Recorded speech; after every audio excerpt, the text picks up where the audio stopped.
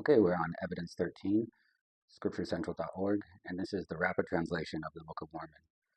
This sort of reminds me of the first evidence that we talked about, which was the complexity of the Book of Mormon, for a 24-year-old person, I believe.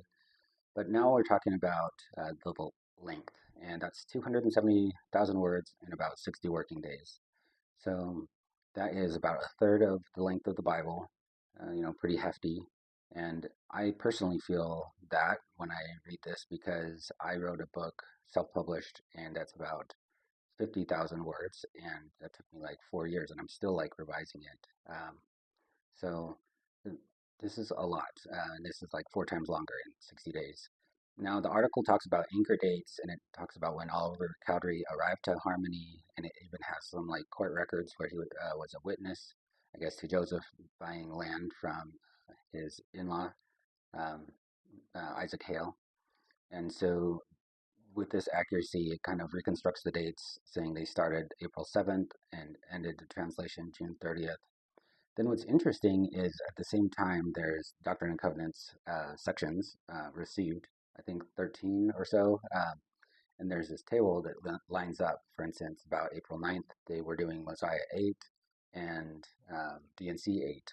It was also revealed. So this article implies that, maybe they were reading about King Mosiah and his power to translate, and that's why Oliver thought, oh, he could as well.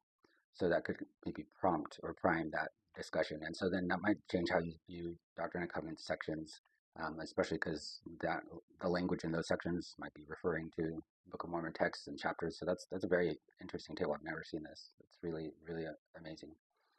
Um, and then, of course, it talks about, besides that, they had to see guests, they had to, farm, they had to have all these other things. So they're thinking, I think it was 85 days, but effectively it was only 60 days. Um, so my impression on this is that, Joseph Smith kind of read this. If he translated as well, that's a whole nother level.